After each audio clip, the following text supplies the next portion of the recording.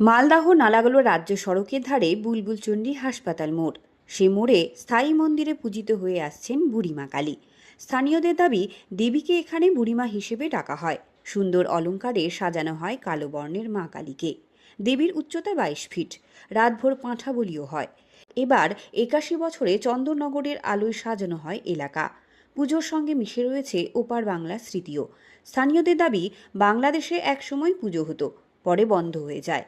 স্বপ্নাদেশ পেয়ে টাঙ্গন নদী থেকে দেবীর কাঠামো নিয়ে আসেন ওই এলাকারই বাসিন্দা ননীগোপাল সাহা এবং ভোলানাথ সাহা।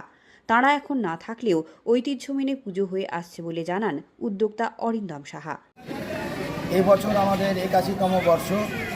আগে আমাদের মায়ের পুজো হতো বাংলাদেশের চাঁপাইনবাবগঞ্জে। তারপর যখন বাংলাদেশ যখন ভাগ হয়ে যায়, সেই সময় স্বর্গীয় ননীগোপাল সাহা ও ভোলানাথ সাহা ভারতবর্ষের গ্রামে এসে বসবাস শুরু করেন।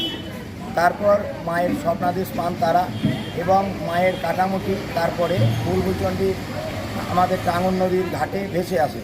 তারপর স্বর্গীয় ননীগোপাল সাহা ও ভোলানাথ সাহা মায়ের কাঠামোটি এনে বুলবুলচণ্ডী হাসপাতাল মোড় সংলগ্ন স্থানে এনে মায়ের পুজো প্রতিষ্ঠা করে। 7 দিন পরে দেবীর বিসর্জন হয়। প্রথমে ঘাড়ে করে প্রতিমা নিয়ে যাওয়া হতো। এখন সেই প্রথা না থাকলেও ঘটা করে শোভাযাত্রার মাধ্যমে দেবীর বিসর্জন হয় টাঙ্গন নদীতে। পুজোকে ঘিরে জড়িয়ে রয়েছে মানুষের ভাবাবেগ। মা আমাদের এখানকার জাগ্রত, অনেকদিন থেকে পুজো হচ্ছে, পুজো সবারই আশা আশঙ্কা যার যেটা সবারই আশা পূরণ করে, সব কিছুতে যে যেটা আশা পূরণ করে। মা সবাই ভালো করে, যে যেটা করে যে মা আমাকে এটা করবা, আমার আশা পূরণ করবা, সেটাই হয় মায়ের। বুড়িমার পুজোয় সেজে উঠেছে এলাকা। ভিড় বাড়ছে ভক্তদেরও।